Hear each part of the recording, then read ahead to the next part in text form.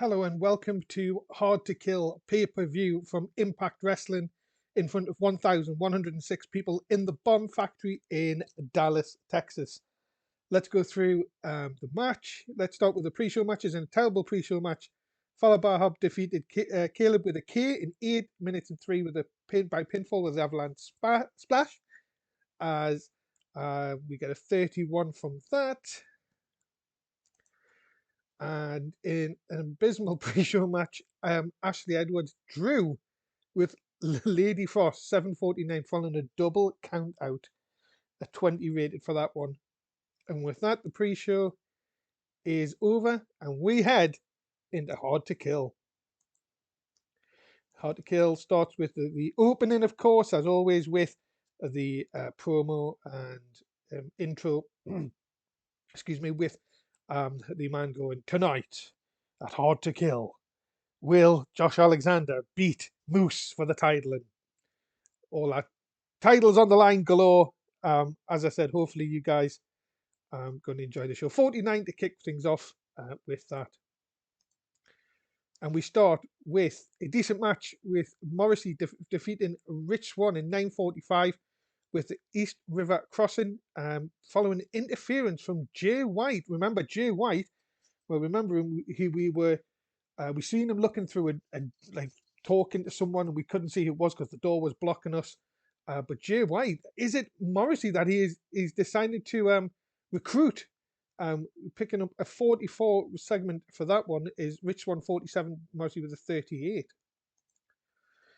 And then backstage, Brian Alvarez, the owner, talking to Moose in the office, saying tonight, just you go out there and show your dominance once again, Moose, and why I picked you to be Impact World Champion, and the era of Alvarez will continue tonight. 47 for that. As we go to a 56 with the Good Brothers defeating Finn Juice in 13:21 when Doc Gallows pinned Juice Robinson after using a foreign object. The Good Brothers make defense number 6 of the Impact World Tag Team titles. 56 rated segment. Carl Anderson with a 60, Doc with a 56, David Finlay with a 41, and Juice Robinson 48. Both have tag team specialist bonuses, which is great news. As we move on to an interview with Matt Cardona, cuts a promo on his opponent, Brian Myers, tonight, saying that he is looking to become the major player out of both of them. Yes, you can thank me later for that one. 39 for that one. That match coming up a little bit later on.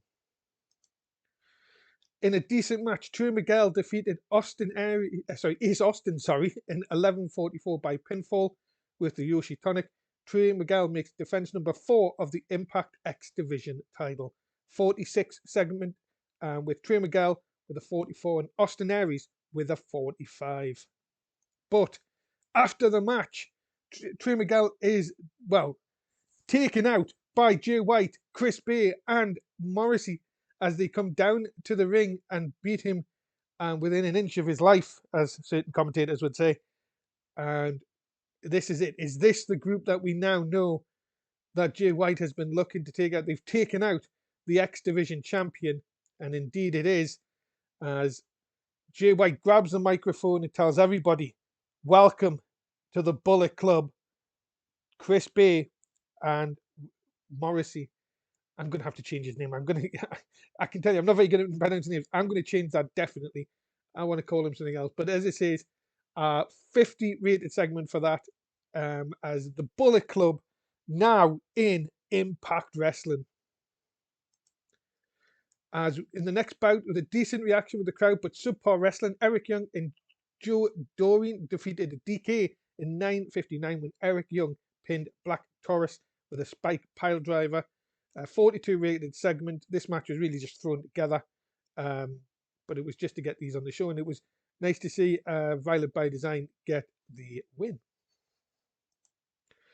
And then backstage, this is still not over. Of course, after what happened earlier on with Doc Gallows using the pipe to get the win and retain the titles, the Good Brothers and Finn Juice are fighting backstage.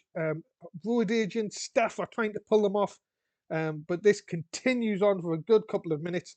44 rated segment for this one, and you've got a feeling that this is far from over between these two teams.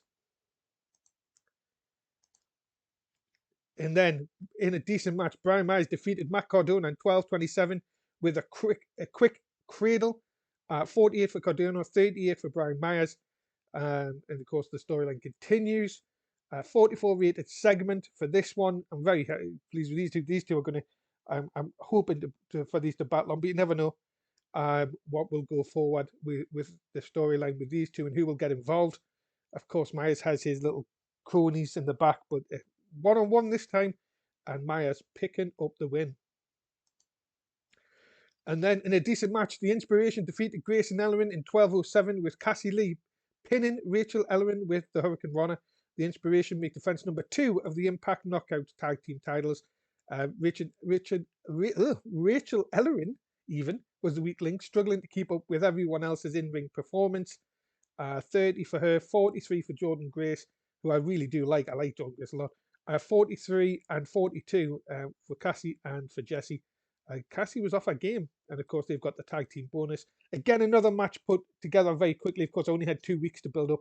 Didn't really have anything for these storylines, but I thought get them on the pay-per-view. But a good 37 will hopefully build on over the coming weeks. Josh Alexander is shown getting ready, taping his wrists. We've seen this in the past. He knows that tonight is his chance to prove Brian Alvarez wrong and to prove to the world that he deserves the Impact World Championship. That match is coming up. And then Mickie James is shown walking down backstage, greeting a few people as she's on the way for her match against Melina. 36 rated segment for this one as Mickie James makes her way to the ring. And in a decent match, Mickie James defeats Melina in 10:29 by pinfall with the chick kick. Mickie James makes defense number 3 of the Impact Knockout title. 47 for Mickie James, 37 for Melina. And both great chemistry. That's what I like to see. I like to see people with good chemistry to help us. 46 overall.